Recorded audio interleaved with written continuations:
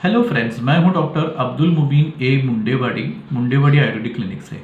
आज के इस वीडियो में हम बात करेंगे आयुर्वेदिक हर्बल ट्रीटमेंट एक बीमारी का जिसको बोलते हैं रिकरेंट एबॉर्शंस या वारंवार गर्भपात होना।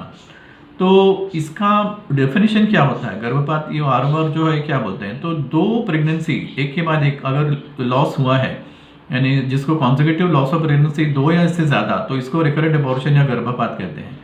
अब इसको इनफर्टिलिटी जो औरत में होती है उसमें अलग अलग रीजंस हो सकते हैं। उसके अंदर ये भी हो सकता है कि पहले कुछ हफ्तों में ही गर्भपात हो रहा है और ये इसकी वजह से ब्लीडिंग जो है नेक्स्ट एक्सपेक्टेड पीरियड के टाइम पे ब्लीडिंग होती है, उसकी वजह से ये अबॉर्शन हुआ ये पता नहीं चलता है और इसको नॉर्मल इनफर्टिलिटी के दूसरे कॉजेज में ही लिया जाता है। तो इसको भी देखना ज़रूरी है। अभी रिकरेंट अबॉर्शन होता क्यों है?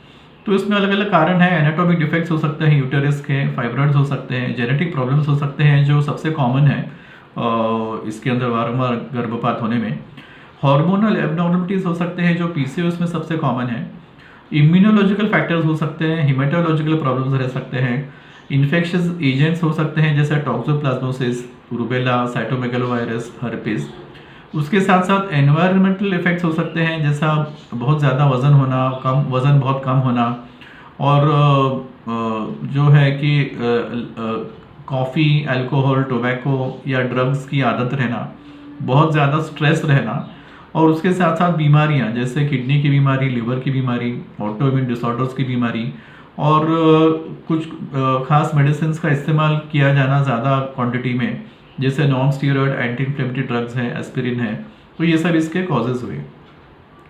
अभी कन्वेंशनल ट्रीटमेंट क्या है रिकरेंट अबॉर्शंस का? तो एक तो यह है कि रीएश्योरेंस करना और उसका जो भी नोन कॉज है, उसका कारण क्या है वो देखकर उसको ट्रीटमेंट करना। तो इसके अंदर जो ट्रीटमेंट है उसमें मेडिकेशंस क्या होते हैं? हेपेरिन है, मेटफॉर्मिन है, प्रोजेस्टेरॉन है, HCG हार्मोन है, इम्यूनोथेरेपी है, और इसके अलावा सर्जरी की जाती है इनकॉम्पिटेंट ऑस के लिए और फाइब्रॉइड्स के लिए। उसके साथ साथ स्मोकिंग, अल्कोहल और ड्रग्स की आदत है तो ये बंद करना चाहिए, और साथ ही साथ वेल बैलेंस्ड न्यूट्रिशनल डाइट लेना चाहिए। अभी ये सब नॉर्मली ये फॉलो किया जाता है, लेकिन इसके ओवरऑल रिजल्ट्स या सक्सेस रेट कोई खास बहुत ज़्यादा इंप्रेसिव नहीं है। इसकी वजह से आयुर्वेदिक हर्बल ट्रीटमेंट गर्भपात का वारंवार जो गर्भपात होता है उसमें कंसिडर करना बहुत ज़रूरी है। अभी आयुर्वेदिक ट्रीटमेंट क्या है इसके अंदर? तो आयुर्वेदिक टेक्स्ट के अंदर एबॉर्शन जो है पहले 4 महीने के पहले अगर होता है तो उसको गर्भस्राव कहते हैं, और उसके बाद वाले को गर्भपात कहते हैं। वारंवार जो गर्भपात होता है इसको भी टर्म्स हैं जैसे अप्रजा, पुत्रअग्नि योनि और जातहरिणी। अब आयुर्वेद में भी ट्रीटमेंट जो है, प्रिंसिपल ऑफ ट्रीटमेंट सेम है कि जो नॉन कॉज है उससे कोई ट्रीट करो। जहाँ तक सर्जरी का सवाल है, जो चीज़ें मैंने पहले बताई कि जो सर्जरी जहाँ पे काम आती है वहीं सर्जरी करनी पड़ती है, लेकिन मेडिकल ट्रीटमेंट जो है आयुर्वेद का ये 2 कैटेगरीज के अंदर होता है। एक तो ये कि प्रेगनेंसी अचीव करने के लिए या कंसेप्शन करने के लिए आयुर्वेदिक ट्रीटमेंट किया जाए, तो ये जो है ये कंसेप्शन के पहले दिया जाता है, और इसके अंदर हर्ब जैसे ज्येष्ठमध है, गुडुचि, लघुकंटकारी, बृहद कंटकारी, पिपली, गोक्षुर, भारंगमूल, दाड़िम पत्र, उशीर, रासना और मंजिष्ठा, इस तरह के ड्रग्स यूज़ किए जाते हैं, हर्ब्स यूज़ किए जाते हैं। इनके प्रॉपर्टीज़ क्या है? तो ये एंटीवायरल है, एंटी माइक्रोबियल है, इम्यून मॉड्यूलेटर्स है, इम्यून कॉम्प्लेक्सेस को ट्रीट करते हैं, ऑक्सीडेटिव डैमेज प्लेसेंटल लेवल पे कम करते हैं, और इस तरह से प्रेगनेंसी को प्रमोट करते हैं। तो ये हुआ पहले कैटेगरी। अभी सेकेंड कैटेगरी जो है ये प्रेगनेंसी को मेंटेन करने के लिए और प्रेगनेंसी में कॉम्प्लिकेशंस अवॉइड करने के लिए जो है ये सेकेंड कैटेगरी है हर्ब्स की।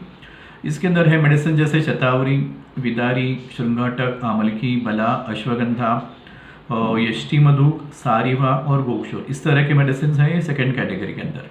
अभी इनके प्रॉपर्टीज़ क्या हैं? तो ये एसेंशियल न्यूट्रिएंट्स प्रोवाइड करते हैं, इम्यून मॉड्यूलेशन करते हैं, और इनके साथ साथ ये एक्सेलेंट एंटीऑक्सीडेंट प्रॉपर्टीज़ हैं, और बर्थ वेट फीटस के को इम्प्रूव करते हैं।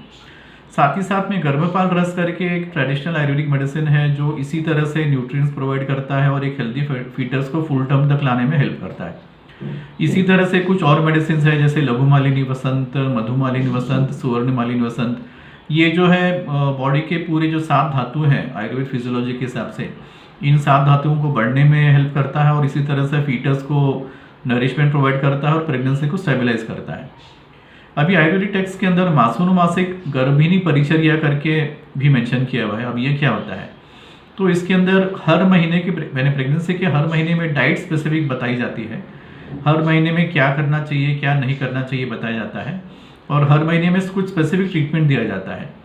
तो ये स्पेसिफिक ट्रीटमेंट जो है एक अलग अलग ग्रुप ऑफ हर्ब रहता है जो हर महीने में दिया जाता है, जिसकी वजह से न्यूट्रिशन प्रोवाइड होता है, जो हर महीने की जो फीटस की ग्रोथ होती है उसके हिसाब से अलग अलग दवाई हर महीने दी जाती है, और उसके साथ साथ फीटल में कुछ एबनॉर्मलिटीज़ ना हो या कुछ एक्सीडेंट्स ना हो उसके हिसाब से ये दवाई काम करती है। अब ये दवाई जो है ये पाउडर फॉर्म में ले सकते हैं, पेस्ट के फॉर्म में ले सकते हैं, काढ़े के फॉर्म में ले सकते हैं, या मेडिकेटेड घी के फॉर्म में ले सकते हैं। तो इस तरह से एक ये शॉर्ट डिस्क्रिप्शन हुआ ayurvedic herbal treatment recurrent abortions का। अब इस स्टेज पे मैं एक इम्पॉर्टेंट ऑब्जर्वेशन बताना चाहता हूँ, वो ये है कि आयुर्वेद जो है ये एस्टेब्लिश्ड और सेफ सिस्टम ऑफ ट्रीटमेंट है इनफर्टिलिटी के लिए, रिकरेंट अबॉर्शंस के लिए। ये जो ट्रीटमेंट प्रोसीजर है सेफ है, ट्राइड है और टेस्टेड है, बहुत सालों से, कई डिकेड से ट्राइड एंड टेस्टेड है। लेकिन अनफॉर्चुनेट बात यह है कि बहुत सारे चाइल्डलेस कपल्स हैं पूरी दुनिया भर में, और ये इसके अंदर इवन हेल्थ प्रोफेशनल्स डॉक्टर्स भी हैं जो अपनी पूरी ज़िंदगी निकालते हैं ये सब जॉयज़, कंसेप्शन के, पेरेंटहुड के जो है जॉयज़ और वंडर्स उनको कभी पता नहीं चलते हैं, एक्सपीरियंस नहीं करते हैं, क्योंकि इनको आयुर्वेद के बारे में टोटली कुछ भी पता नहीं है। अगर इसके बारे में उनको पता हो और वो इसका इस्तेमाल करें तो इसका जो इमेंस पोटेंशियल है इनफर्टिलिटी के अंदर और रिकरेंट अबॉर्शंस के अंदर, इसका फ़ायदा उठा सकते हैं और उससे अपना जो प्रॉब्लम है उसको ट्रीट कर सकते हैं। तो फ्रेंड्स, ये एक शॉर्ट डिस्क्रिप्शन हुआ ayurvedic herbal treatment recurrent abortions का। मिलते हैं अगले वीडियो में। Good bye.